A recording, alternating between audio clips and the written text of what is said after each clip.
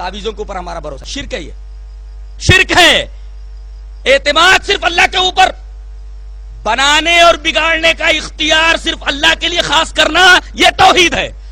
और ये दोनों चीजें शिरक की कबील से है, गंडा और तावीज दोनों। दलील मुलाज़ा, दलील इस तरह, वहां नबी हुरैरा रज़ियल्लाहु ताला अन्हु काला काला रसूलुल्लाह सल्लल्लाहु अलैहि वसल्लम मन अक़द उक़दतन, जिसने गिरा लगाई, देखो ये गिरा लाइक दैट, इस तरह गिरा, मन अक़द उक़दतन, जिसने गिरा लगाई, सुम्मा नफ़सा फ़ीहा, फिर उसमें फूंक मारा, फ़क़द सहर, उसने जादू किया, वमन सहर फ़क़द अशरक, जिसने जादू किया उसने शिर्क किया, वमन तअल्लक़ शैयन उकिल इलैहि, जो किसी चीज को लटकाए अल्लाह उसके हवाले कर देता है। रवाहु नसई फी किताबिल ईमान व शराई, हजरत इमाम नसई इस हदीस पाक को किताबुल ईमान व शराई में लाए हैं।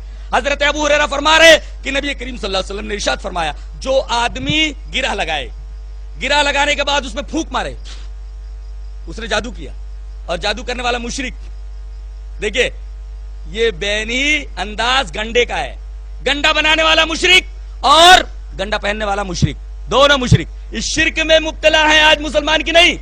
कहीं इनके हाथों पर फलां दरगाह का धागा बंधा हुआ है, कहीं बाजुओं के ऊपर धागा बंधा हुआ है, कहीं कमर के ऊपर धागा बंधा हुआ है, कहीं गर्दन में तावीज लटक रही है। अल्लाहु अकबर, ये हाल है मुसलमानों का। और नबी करीम सल्लल्लाहु अलैहि वसल्लम ने उसको शिरक कहा, इसलिए कि इस धागे के ऊपर भरोसा होता है कि ये फलां दरगाह का धागा है, इस धागे के अंदर ताकत है कि हमारी बना सके और हमारे लिए नफा बख्श साबित हो सके।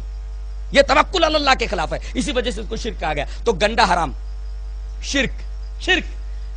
तावीज के बारे में नबी करीम सल्लल्लाहु अलैहि वसल्लम का इरशाद अली, हदीस इस तरह है, वआन उक़बत इब्न आमिर अल-जुहनी रज़ियल्लाहु ताला अन्हु अन्ना रसूलुल्लाह सल्लल्लाहु अलैहि वसल्लम अक़बल इलैहि राहतुन फबाया तिसअतन व अमसका वाहिद फक़ालू या रसूलल्लाह बायात तिसअतन व तरकत हादा क़ाल इन्ना अलैहि तमीमतन फ़अदख़ल यदहु फ़क़तअहा फ़बायअहु व क़ाल